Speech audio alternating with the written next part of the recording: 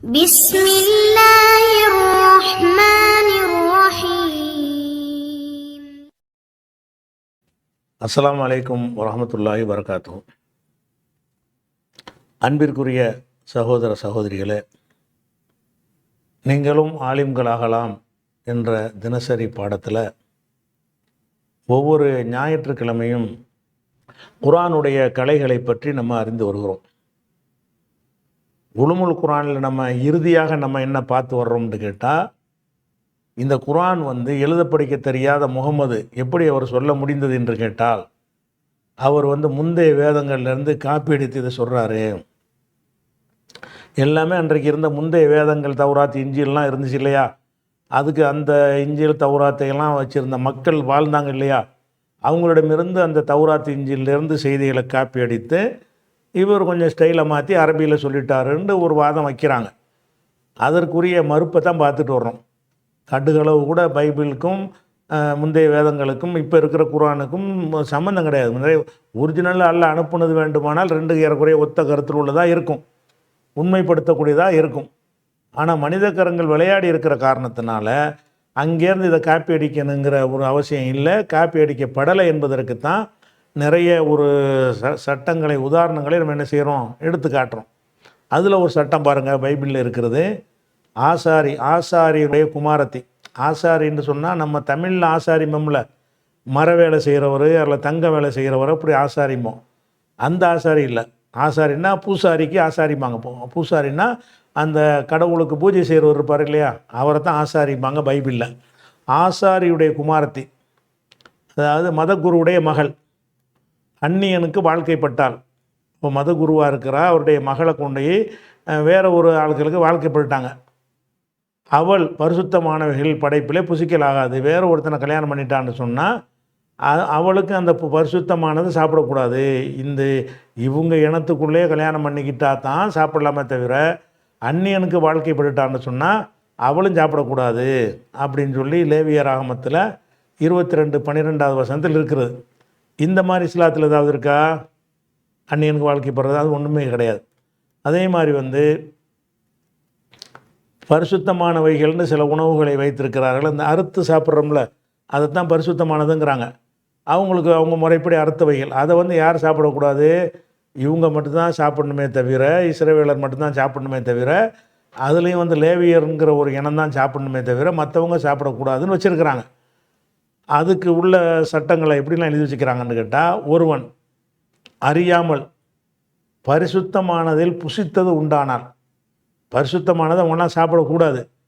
ஆனால் இவன் ஆசாரியன் வகையை சேராதவனாக இருந்து பரிசுத்தமானதை சாப்பிட்டான்னு வைங்க, சாப்பிட்டான்னு சொன்னான், அவன் அதில் 1/5 அதிகமாய் கூட்டி, அதாவது 1/5 என்ன செய்யணும், 20% அதிகரிச்சுக்கணும். 100 ரூபா அளவுக்கு சாப்பிட்டான்னு சொன்னால் 120 ரூபா அளவுக்கு போட்டுக்கொண்டே இப்போ காணிக்கை செலுத்தணுமா.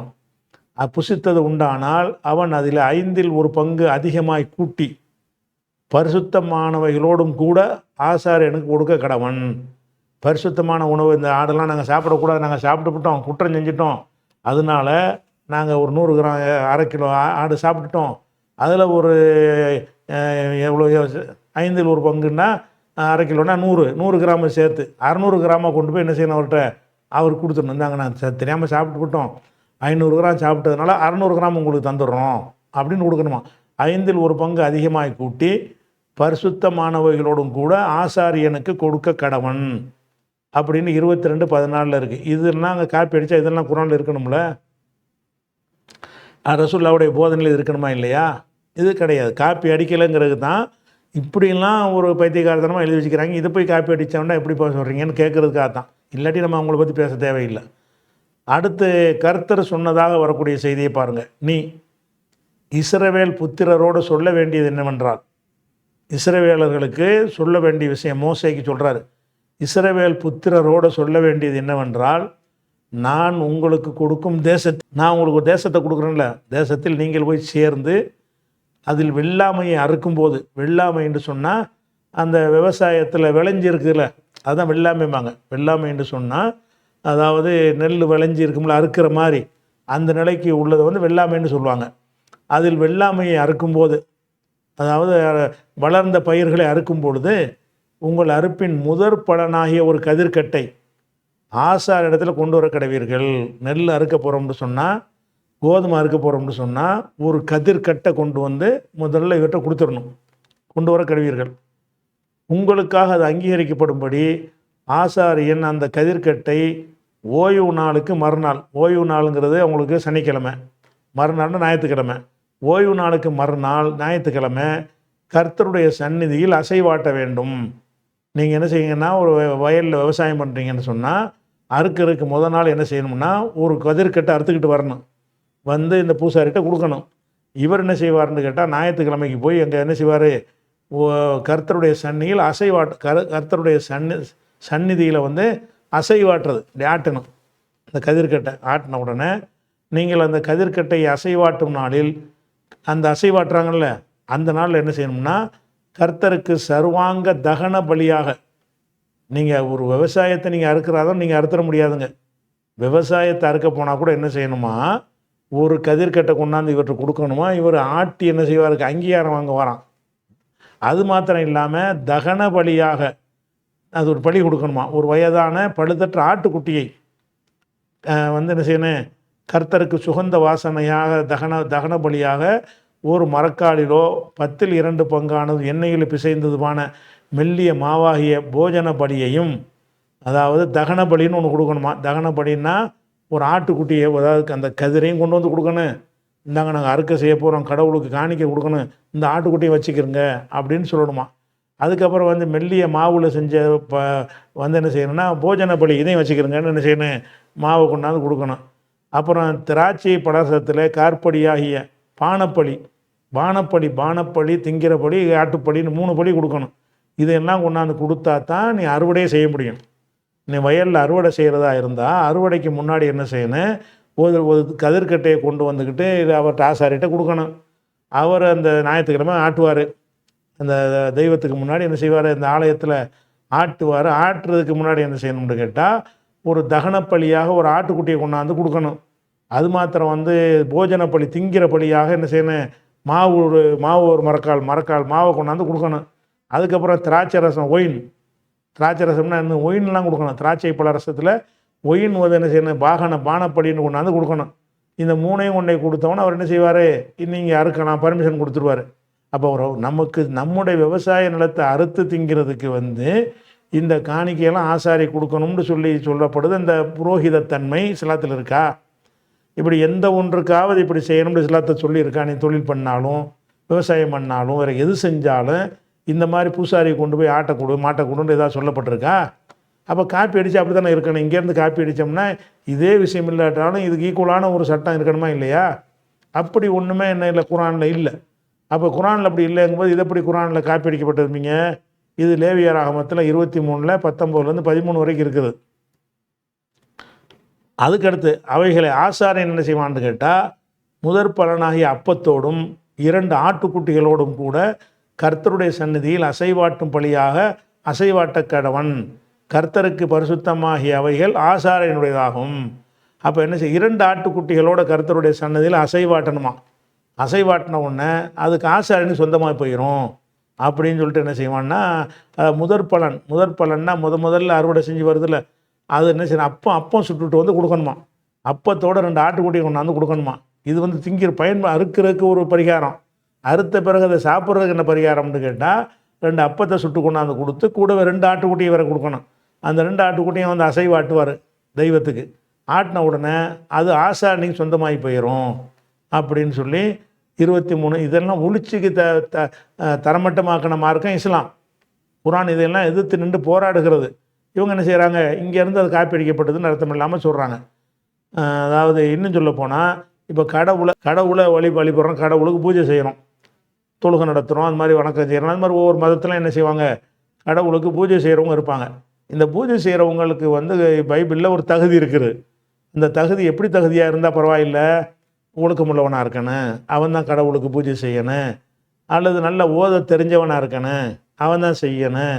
இப்படியான ஒரு தகுதிகளை சொன்னார்கள்னா அது உலகமே ஏற்றுக்கிறோம், யாரும் ஏற்றுக்குருவாங்க. எந்த ஒன்றுக்கும் ஒரு குவாலிஃபிகேஷன் இருக்குல்ல. மந்திரமே அந்த வேதமே தெரியாதவன் இப்படி பூஜை செய்வான்னா பரவாயில்லை. இவங்க என்ன செய்கிறாங்கன்னா மனுஷனுக்கு சம்மந்தம் இல்லாமல் இறைவனுடைய படைப்புல ஊனமாக இருப்பாங்கல்ல அவங்களையெல்லாம் கிட்ட விடாதங்கிறாங்க. பின்னும் கர்த்தர், அது கர்த்தர் சொன்னாராம், மோசையிட சொன்னாராம், நீ ஆரோனோடும் பேசியதை சொல். மோசையிட்ட சொல்கிறான், நீ ஆரோனோடுன்னா ஹாரூன் நபி இருக்கார்ல அவரை பற்றி சொல்கிறாங்க, ஆரோனோடு பேசியதை சொல், உன் சந்ததியாருக்குள்ள அங்க வீனம் உள்ளவர்கள், அங்க வீனம்னா உடல் ஊனம் உள்ளவர்கள், அங்கத்தில் ஈனம் குறைபாடு, அங்கத்தில் ஈனம் உள்ளவர்கள்னா உடல் ஊனம் உள்ளவர்கள் அர்த்தம். அப்போ உன்னுடைய சந்ததியரில் ஹாரூனுடைய சந்ததியாக இருந்தாலும் அங்க வீனம் உள்ளவர்கள் தலைமுறை தோறும் கடவுளின் அப்பத்தை படைக்கும்படி கிட்டி வரலாகாது. கடவுளுடைய அப்பத்தை கடவுளுக்கு படைக்கிறதுக்கு நுண்டி மொடம் கூணு குருடெல்லாம் வரக்கூடாது, நெருங்கக்கூடாது. அதுக்கு தப்சீராக வேறு வருது, குருடன் சப்பானி, முக விகாரம் உள்ளவன், முகம் வந்து விகாரமாக கோரமாக இருக்கிறவன், அளவுக்கு மிஞ்சி நீண்ட அவயவம் உள்ளவன், அளவுக்கு மிஞ்சி கை காலெலாம் பெருசு பெருசாக இருக்குது, உறுப்புகள் நீள நீளமாக இருக்குது அவன், கால் ஒடிந்தவன், கை ஒடிந்தவன், கூணன், கூணம் போட்டுற கூணல் வந்துச்சுல கூணன், அதிகம் மெலிஞ்சவன், ரொம்ப மெலிஞ்சவன், பூ விழுந்த கண்ணன், கண்ணில் பூ விழுந்த மாதிரி இருக்கான் அவன், சொரியன், அசர் உள்ளவன், அசர்னா அந்த தேமல் மாதிரி படை சிறங்கு உள்ளவன், விதை நசுங்கினவன், விதையை நசுக்கி விட்டாங்க அவன் ஆகிய இவர்கள் கிட்டி வரலாகாது. கடவுளுக்கு பூஜை செய்கிறதுக்கு, தொழுகை நடத்துறதுக்கு, தலைமை தாங்குவதற்கு வர்றதா இருந்தால் என்ன இருக்கணும், சொறி பிடிச்சவன் வரக்கூடாது, பூ விழுந்த கண் வரக்கூடாது, மெலிஞ்சு போனாண்டா நீ கடவுளுக்கு நீ உனக்கு தகுதி கிடையாதுன்றான். கூணல் விழுந்து வயசானவன் ஆகிட்டான்னு வைங்க, கூணல் உள்ளலாம் வராது, ஊடு, கை ஒடிஞ்சவன், கால் ஒடிஞ்சவன், இவங்க இதுமாதிரிலாம் நம்ம இறக்கப்படுறதை விட்டுட்டு இவங்களெல்லாம் கீழ் சாதி கிட்ட நெருங்க விடக்கூடாது. டீசெண்டான ஆட்களுக்கு தான் கடவுள், ரொம்ப டீசெண்டாக ஆரோக்கியமாக இருக்கிறாங்கள கோட்டு சூட்டு போட்டவங்களுக்கு தான் கடவுள். அப்படி இல்லாதவர்கள் என்ன செய்யக்கூடாது, கிட்டையே வரக்கூடாது என்று சொல்கிறது என்ன, கருநிறத்து பிலாலை கொண்டு வந்துக்கிட்டு பாங்கு சொல்வதற்கு ஏற்படுத்தின இஸ்லாம் என்ன, எப்படி காப்பி, இதுலேருந்து எப்படி அது காப்பி அடிக்கப்பட்டிருக்கும். இது லேவியராகமத்தில் 21:16 23 வரைக்கும் இருக்கிறத பார்க்குறோம். அதே மாதிரி அப்பொழுது அந்த திசை இயேசு காலத்தில் நடந்த ஒரு சம்பவம், அந்த சம்பவத்தை பைபிள் சொல்லுது. அந்த திசைகளில் குடியிருக்கிற கானானிய ஸ்திரீ, கானான்கிறது அது ஒரு கோத்திரம், இவங்க வந்து இஸ்ரவேல் கோத்திரம். யார், இயேசு மோசையெல்லாம் யார், பனி இஸ்ராயில், இஸ்ரவேல் கோத்திரம். இஸ்ரவேல் இல்லாதவங்க யாருன்னா கானானியர்கள்னு ஒரு கூட்டத்தார் இருந்தாங்க. அப்போ கானானிய ஸ்திரீன்னா கானானிய குலத்தை சேர்ந்த ஒரு பெண்மணி ஒருத்தி அவரிடத்தில்னா இயேசுவிடத்தில் வந்து, ஆண்டவரே தாவீதின் குமாரனே, தாவூது நபியுடைய வழித்தோன்றல இவர் வந்தவர்னு சொல்லுவாங்க, அதனால தாவீதின் குமாரனே எனக்கு இறங்கும், எனக்கு இரக்கங்காட்டு அப்படின்னு சொல்கிறா ஒரு பெண்மணி.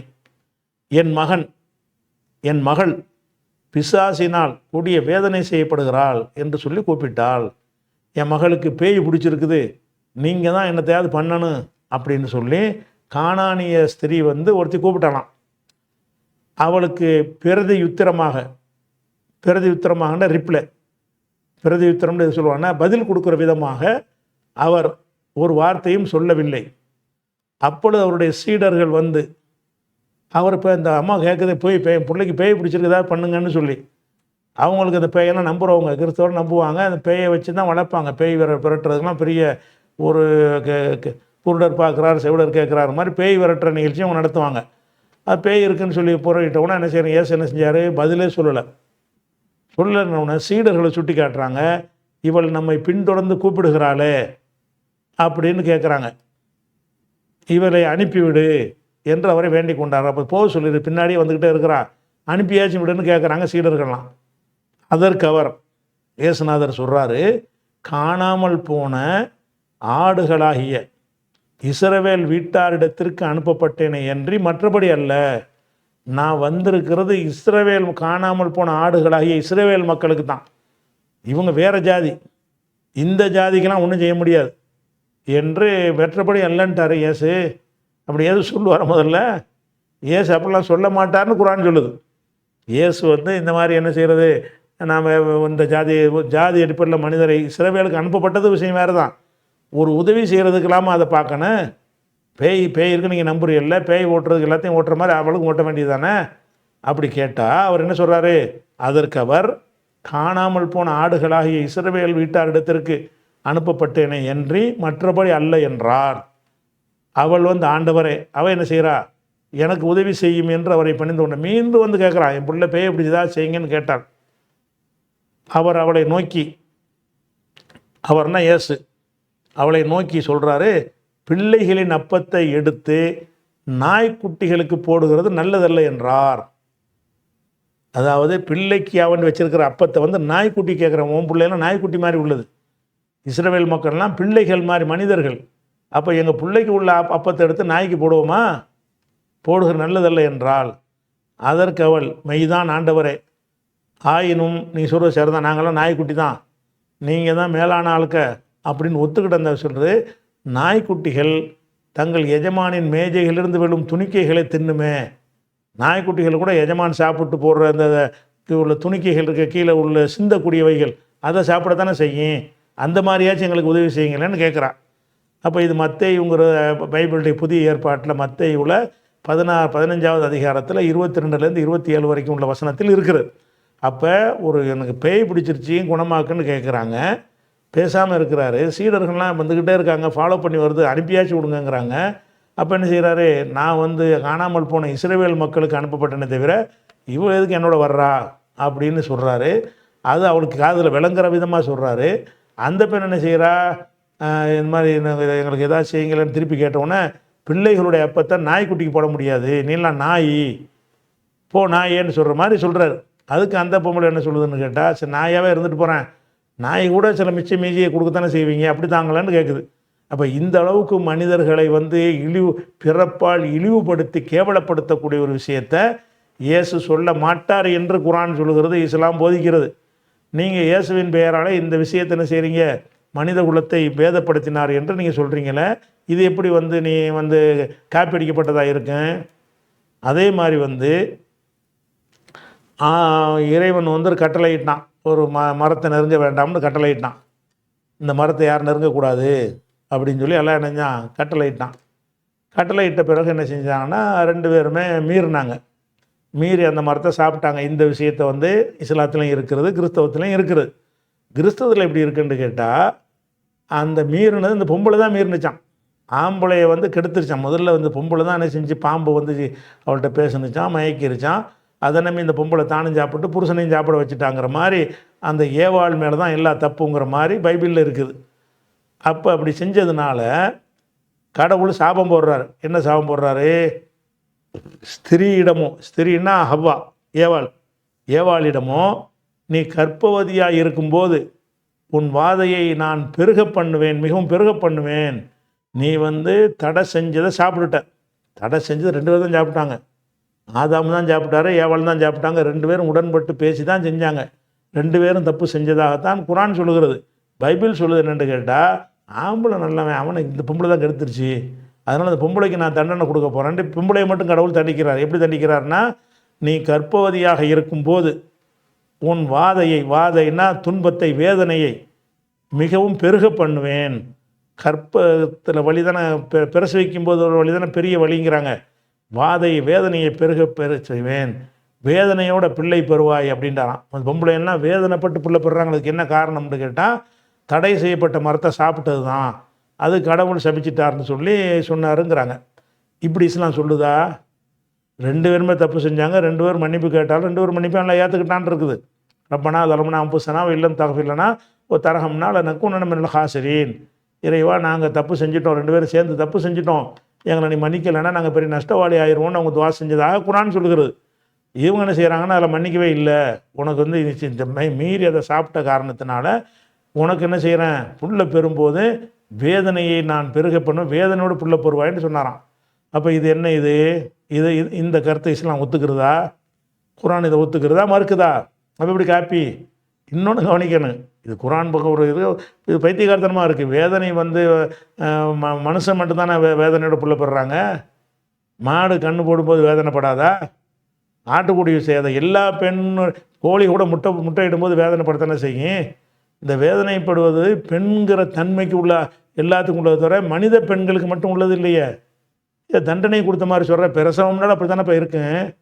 பிரசவம்ங்கிறது வந்து மனித பெண்ணாக இருந்தாலும் சரி, மாட்டு பெண்ணாக இருந்தாலும் சரி, ஆட்டு பெண்ணாக இருந்தாலும் சரி, எந்த ஒரு பிராணிகளுடைய சின்ன பறவைகளுடைய பெண்ணினமாக இருந்தாலும் சரி, அவைகள் இனப்பெருக்கம் செய்யும் பொழுது வேதனையோடு தான் என்ன செய்வாங்க, அந்த இதை வந்து பெற்றெடுப்பார்கள்.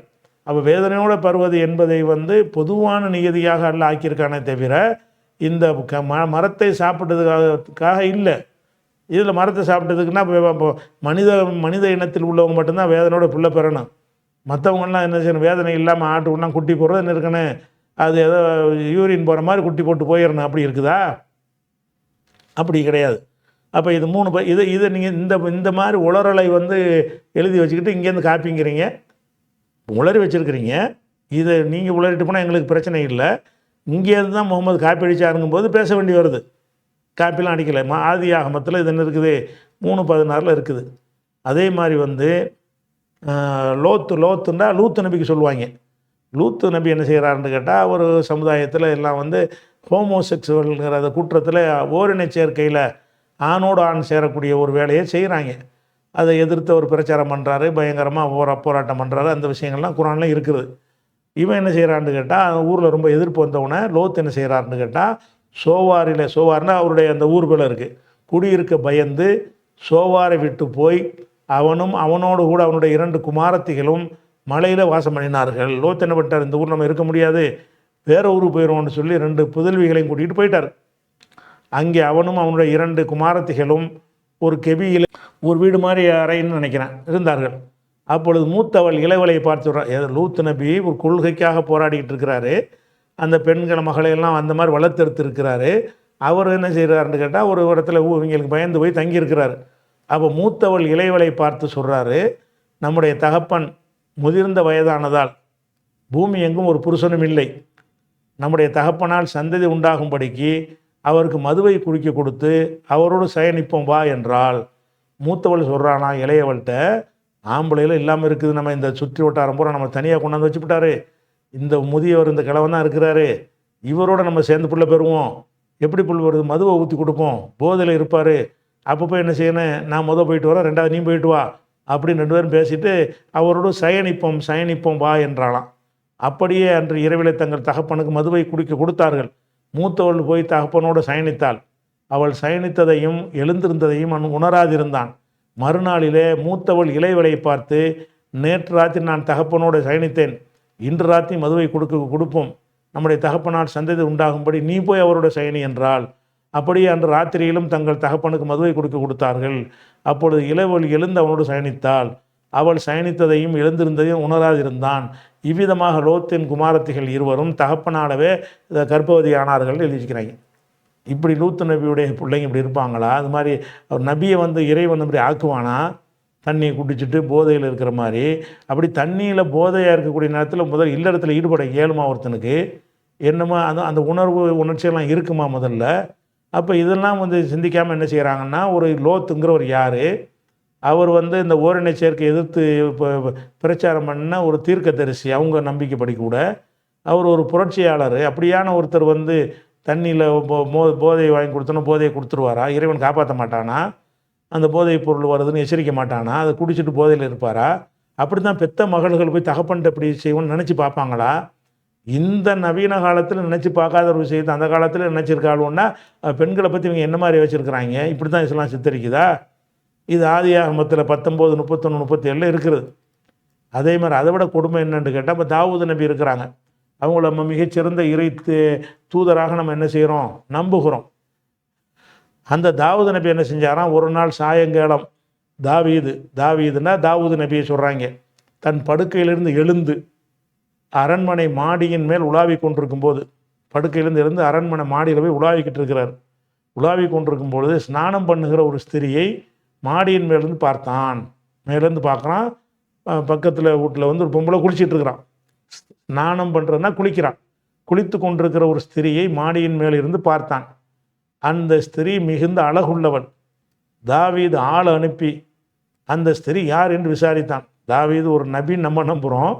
இவங்க என்ன பண்ணுறாங்க, தாவீது அடுத்த வீட்டில் குடிச்சிட்டு இருக்கிற பொம்பளையை பார்த்துட்டு ஸ்திரீ யார் என்று விசாரித்தாள்.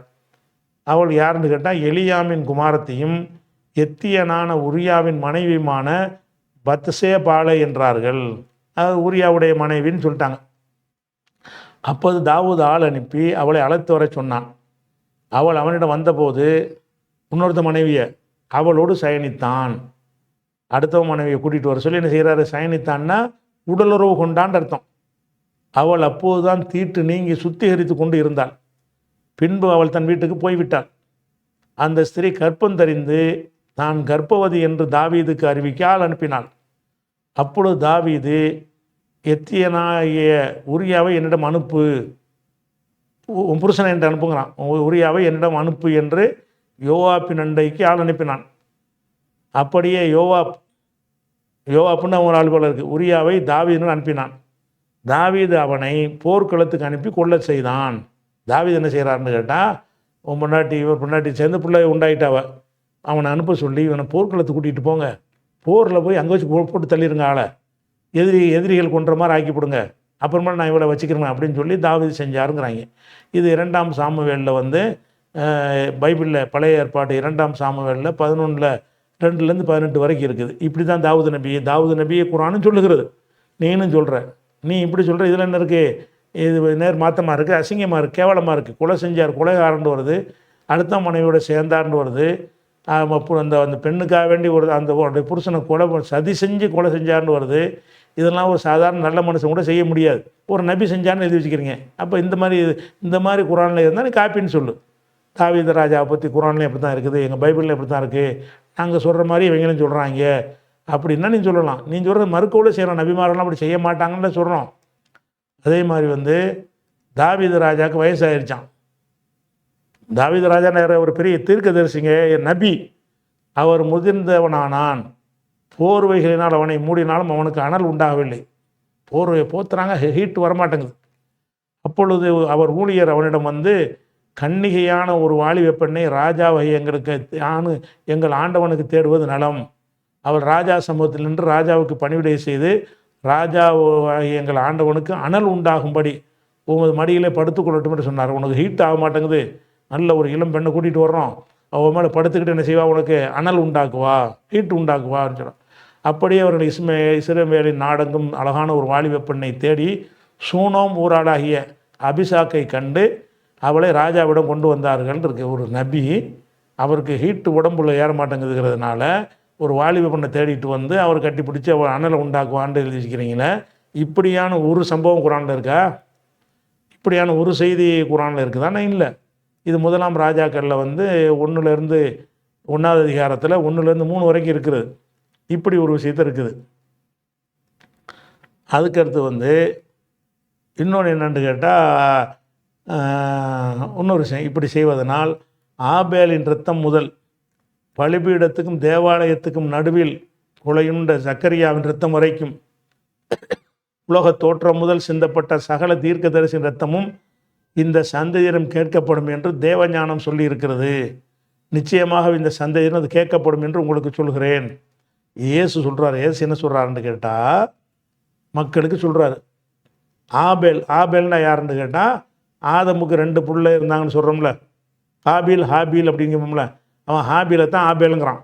அப்போ ஆபேலுடைய ரத்தம், ஆபேலை கொன்ற ரத்தம் இருக்க, அந்த இரத்தத்துக்கும் சக்கரியா நபியை கொலை பண்ணீங்கல்ல அந்த இரத்தத்துக்கும் இதுவரைக்கும் நடந்த அத்தனை கொலை இரத்தத்திற்கும் அந்த அவருடைய சந்ததியாக இருக்கிற உங்கள்கிட்ட கேள்வி கேட்கப்படும்னு ஏன் சொல்கிறார். அப்படி கேட்கப்படாது.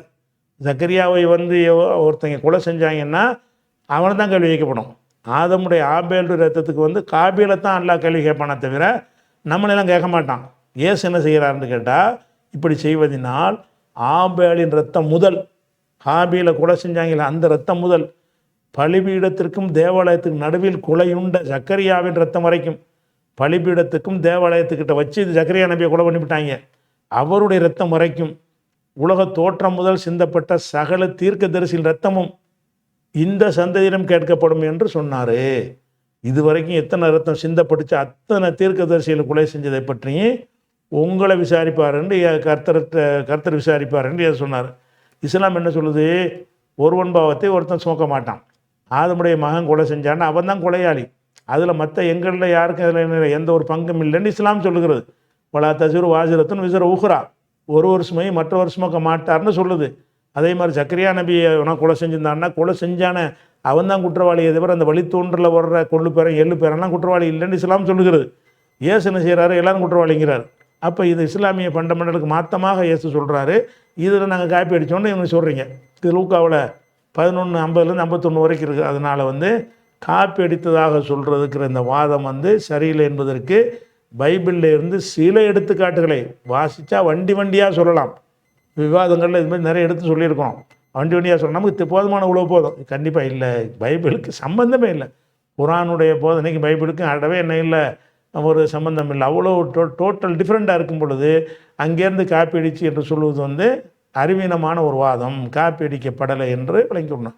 இப்போ காப்பி அடிச்சுன்னு சொல்லக்கூடியவங்க வேறு என்னென்ன வாதங்கள்லாம் இதை பற்றி சொன்னார்களோ அது குறித்த விவரங்களை இன்ஷா அல்லாஹ் நம்ம என்ன செய்வோம், அடுத்த வாரத்துக்கு பார்ப்போம். அஸ்ஸலாமு அலைக்கும்.